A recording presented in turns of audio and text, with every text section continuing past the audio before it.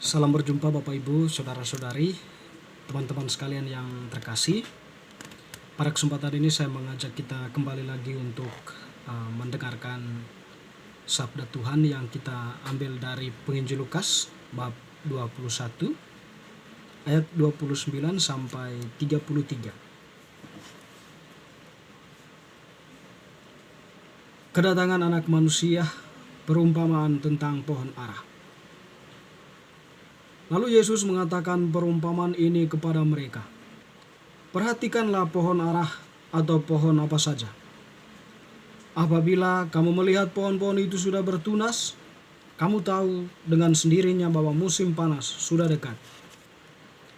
Demikian juga, jika kamu melihat hal-hal itu terjadi, ketahuilah bahwa kerajaan Allah sudah dekat. Aku berkata kepadamu, sesungguhnya angkatan ini tidak akan berlalu sebelum semuanya terjadi. Langit dan bumi akan berlalu, tetapi perkataanku tidak akan berlalu. Demikianlah sabda Tuhan, terpujilah Kristus. Teman-teman sekalian, Bapak Ibu, Saudara-saudari yang terkasih, Penginjil Lukas pada bacaan kemarin, Yesus mendeskripsikan suatu fenomena di mana para rasul atau di mana Yerusalem itu akan dihancurkan karena ketidaksetiaan manusia atau ketidaksetiaan orang-orang Israel. Tetapi kemudian Yesus memberikan harapan kepada bangsa itu bahwa akan datang atau bangkitlah dan angkatlah mukamu sebab penyelamatanmu sudah dekat. Kalau kita kembali ke dalam suatu berbicara tentang masuk dalam sebuah posisi manusia yang sudah berdosa, di situ dia tidak bisa menyelamatkan dirinya sendiri. Jadi hanya Allah yang bisa menyelamatkan manusia dari kuasa dosa, dari kegelapan dosa. Nah, oleh karena itu, ketika orang-orang Israel ini berada dalam posisi ketidaksetiaan dengan berbagai tindakan mereka atau berbagai bentuk perbuatan-perbuatan mereka yang menyimpang dari kehendak Allah, tentu pada saat itu mereka sedang dikuasai oleh kegelapan atau yang kita kenal sebagai kejahatan. Dan untuk kembali kepada kebenaran, tidak ada petunjuk yang pasti bagi mereka untuk bisa mengenal, memahami kebenaran dan bisa kembali kepada Yahweh, Allah mereka, Allah nenek moyang mereka. Yesus memberikan pengharapan bahwa Allah itu tak pernah mengingkari janjinya, tetapi dia akan senantiasa mengingat janjinya kepada Allah nenek moyang bangsa itu, bahwa akan datang seseorang atau dari keturunan Daud yang akan memerintah bangsa Israel dan membebaskan mereka. Tentu dalam hal ini aktivitas pembebasan yang dilakukan oleh Sang Mesias itu nanti membebaskan mereka dari perbudakan dosa, dan kepenuhan janji Allah itu nyata dalam diri Yesus Kristus. Ketika Yesus mengatakan bahwa bangkitlah dan angkatlah mukamu sebab penyelamatanmu sudah dekat. Artinya kan di situ Yesus sudah datang hendak membebaskan orang-orang yang sudah jatuh ke dalam ketidaksetiaan tadi itu sudah jatuh dalam kegelapan. Jadi Yesus itu sebagai penyelamat yang hendak memancarkan cahaya abadi, cahaya sejati kepada mereka, sehingga orang-orang itu pun bisa menemukan sebuah petunjuk untuk kembali melihat sang kebenaran, untuk dituntun kepada apa hakikat dari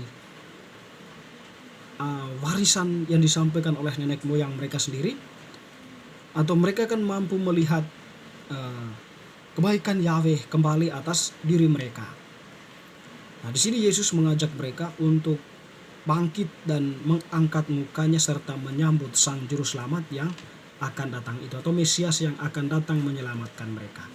Dan pada kesempatan ini Yesus tentunya hendak mempertegas hal itu dengan mengangkat sebuah perumpamaan berkaitan dengan pohon ara. Jadi Yesus mengatakan tadi, perhatikanlah pohon ara atau pohon apa saja. Apabila kamu melihat pohon-pohon itu sudah bertunas, kamu tahu dengan sendirinya bahwa musim panas sudah dekat. Ada petunjuk. Dan musim panas itu ada petunjuk bagi orang-orang itu, orang-orang yang mengenal pohon ara itu, bahwa ketika pohon ara itu sudah bertunas ya, nanti musim panas akan segera atau sudah dekat. Nah, itu petunjuknya bahwa pohon ara itu bertunas. Nah, di situ Yesus hendak menegaskan bagaimana tentang kerajaan Allah itu ya. Bahwa kerajaan Allah itu sebenarnya sudah ada tanda-tanda yang dihadirkan oleh Yesus di hadapan mereka ya, atau di hadapan para pendengarnya, para muridnya waktu itu.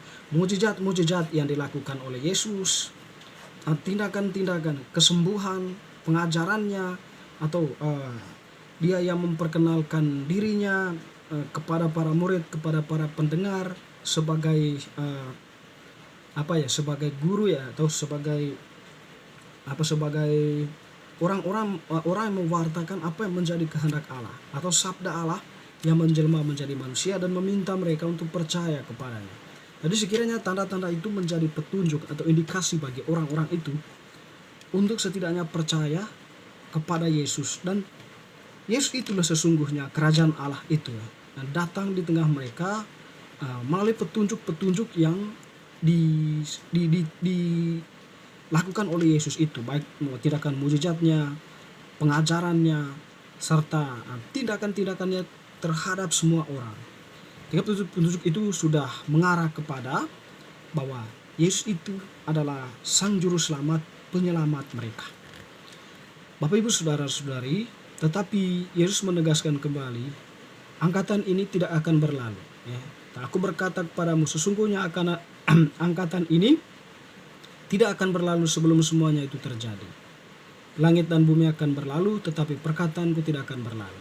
Ya, mungkin di sini ya mau mengatakan bahwa setiap orang atau orang-orang yang mendengarkan Yesus dan menerima Yesus ya, sabda yang disampaikannya, pengajaran yang disampaikannya akan melekat dalam diri mereka, dan itu akan membentuk mereka sedemikian rupa sehingga kembali bisa melihat sang kebenaran, bertobat dari perbuatan mereka, lalu kembali kepada Allah, percaya kepada Yesus bahwa Yesus itu adalah Yahweh, Yesus itu adalah kepenuhan janji Allah, sabda Allah yang menjelma menjadi manusia di dalam rahim Maria. Dia adalah Tuhan.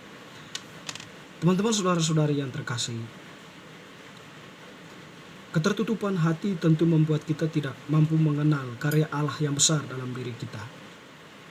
Ketertutupan hati membuat kita kehilangan harapan. Ketertutupan hati juga membentuk kita bertindak atas kehendak kita sendiri. Ketertutupan hati juga membuat kita tak mampu melihat kehadiran Allah dalam pengalaman hidup kita. Dan sekiranya hal ini juga yang menuntun kita pada tindakan ketidaksetiaan kepada Allah. Ya kan? Ketertutupan hati akan kehadiran Allah, tidak mau terbuka untuk Allah yang bersabda. Kita bisa saja jatuh dalam posisi seperti ini ya, ketertutupan hati atas kehadiran Allah atau ketertutupan hati terhadap Allah. Ketertutupan hati mungkin kita alami dampaknya, kita melihat sesama itu tidak mempunyai nilainya sehingga tidak perlu ditolong. Lalu kemudian melihat yang lain itu sebagai orang-orang yang dipandang sebagai objek yang perlu diperlakukan sedemikian rupa sesuai dengan kehendak kita, mengeluarkan kebijakan-kebijakan yang merugikan orang lain, mengambil apa yang menjadi hak orang lain, dan juga berbagai bentuk tindakan-tindakan ya yang memang menjauh dari apa yang menjadi kehendak Allah. Tentu pada saat itu ya, itu adalah indikasi ketertutupan hati manusia terhadap kehadiran Allah, hati kita terhadap kehadiran Allah. Bacaan hari ini sebenarnya menegur kita ya, yang mungkin tertutup hati kita akan kehadiran Allah, Allah yang mau berkarya dalam diri kita. Jadi Allah itu sebenarnya mau untuk berkarya dalam diri kita ketika kita mau untuk menerima Dia. Seperti Bunda Maria. Bagaimana Bunda Maria ketika dia membuka sepenuh hatinya atas tawaran Allah untuk mengandung dan melahirkan Allah, meskipun dia tidak mengerti, tetapi karena dia percaya sungguh dan hatinya yang terbuka kepada Allah, sehingga pada akhirnya pun Allah berkarya di dalam dirinya.